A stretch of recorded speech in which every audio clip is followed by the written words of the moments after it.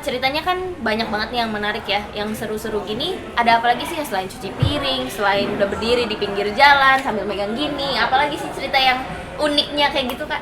Nah, Jessica maunya yang kayak apa ceritanya? Eh, Kalau cerita kayak gitu banyak banget soalnya. Boleh dibagiin apa aja kak? Kalau mau pertama pengalaman yang serem ada, pengalaman yang ditangkap polisi ada, hampir masuk penjara, pengalaman di ini sama polisi air di ini gara-gara numpang kapal kargo pernah hampir digigit sama ular paling beracun di dunia di Wakatobi pernah.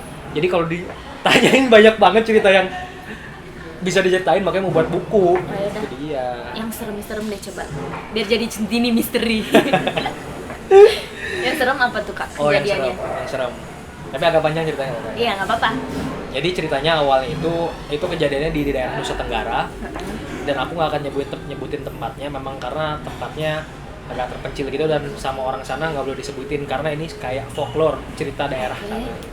Nah waktu itu aku menumpang di sebuah rumah penduduk di sana, dan rumah penduduk itu isinya cuman abang yang jaga. Ada sih katanya adik-adiknya tapi emang nggak kelihatan. Jadi hari pertama itu aku sama abangnya diajak jalan-jalan tuh keliling desa. Nah pas maghrib kita pulang. Mau masuk rumah kan tuh.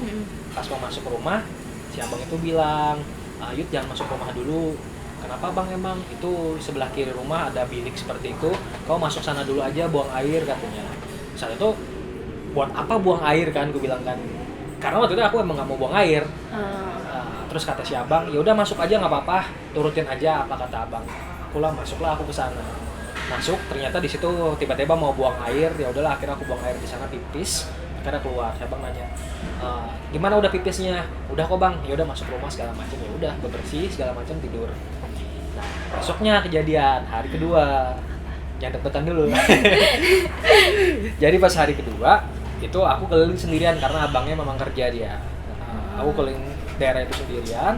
Pas udah balik aku teringat, oh iya kan kalau kata si abang kalau masuk rumah harus masuk ke bilik sebelah kiri dulu. Jadi harus pipis dulu. Tapi saat itu aku mikir, buat apa ya pipis, kayak hal-hal yang nggak perlu dipikirin lah, kayak nggak masuk akal kan. Jadi aku langsung masuk rumah gitu aja. Masuk rumah langsung ke kamar tidur. Nah pas tidur itu aku mimpi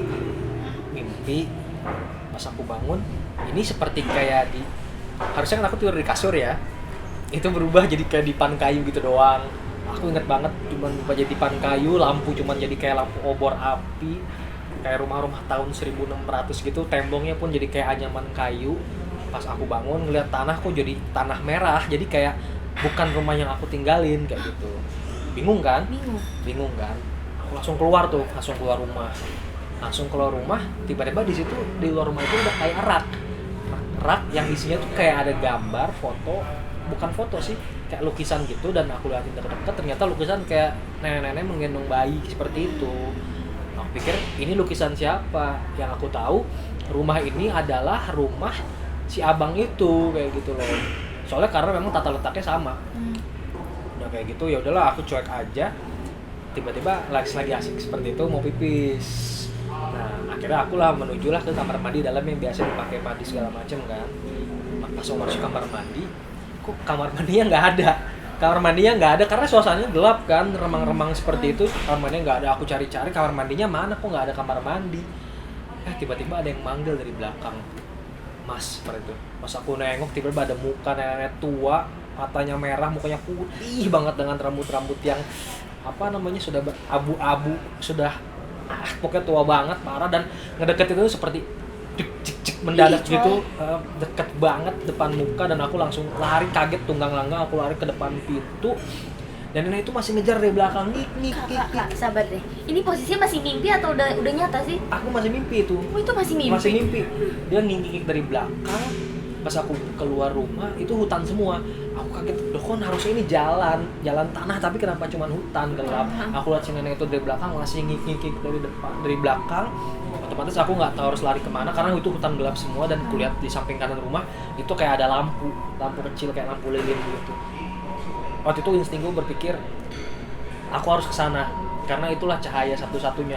Aku langsung lari ke sana. Ternyata itu adalah bilik yang aku wajib pipis di situ sebelum masuk rumah. Pas aku masuk ternyata di situ hanya ada sebuah lubang Dan pas dari lubang itu, pas aku mau pipis lagi di sana, tiba-tiba ada tangan. Coy. Tangan keluar itu benar-benar aku digenggam dan tiba-tiba aku kebangun. Dan aku sadar ternyata itu cuma mimpi. Pas bilang, oh alhamdulillah ternyata itu cuma mimpi. Aduh merinding coy. Tapi saat itu aku ngerasain sesuatu, ada sesuatu di belakangku, ada seseorang. Jadi aku waktu itu saat itu posisinya lagi tidur ke samping. Siapa ya? Pas aku nengok ternyata si abang yang punya rumah. Oh. Dan si abang yang punya rumah itu cuma tersenyum gitu aja. Aku ngeliatin, "Bang, kenapa kok senyum-senyum?" Si abang itu cuma bilang, "Udah ketemu sama si nenek belum?" Aku langsung terdiam saat itu dan nggak tahu mau ngomong apa, cuma, "Hah, nenek apa, Bang? Jujur aja kamu ketemu sama si nenek kan?" Dan itu ternyata kejadian yang mengerikan yang pernah aku alamin, karena itu istilahnya mimpi, tapi kenapa aku nggak ngerti dia bisa tahu apa yang terjadi sama aku saat itu. Akhirnya abangnya ceritain tapi Akhirnya abangnya ceritain, jadi memang sebenarnya itu kayak ada aturan di daerah situ yang mewajibkan untuk orang-orang yang baru datang untuk kayak buang hajat atau buang pipis dulu di luar rumah. Jadi dulu itu katanya, cerita rakyatnya itu, cerita sejarahnya gitu, ada nenek-nenek di sana yang menjadi dukun beranak, tapi dia tuh kayak pakai ilmu hitam, nggak ngerti gimana. Terus jadi kayak dihukum sama masyarakat sekitar, dikucilkan sampai meninggal di tempat seperti itu. Makanya kalau orang-orang yang baru katanya si nenek itu nempel di punggung. Jadi katanya si abang itu ngelihat pas aku tidur si nenek itu masih nempel di punggungku. Seperti itu waktu itu. Kak, tapi mau nanya, pas neneknya nempel kakak berasa kayak ada yang berat atau gimana gitu nggak? Enggak sih kayaknya, soalnya badannya udah berat. Oke, berarti satu pelajaran nih kita dapatin dari kakak Yuda, kalau kemana-mana udah dikasih tahu kayak gini, ikutin. Dihargain, jangan bandel ya. Terjadi centini misteri, aduh.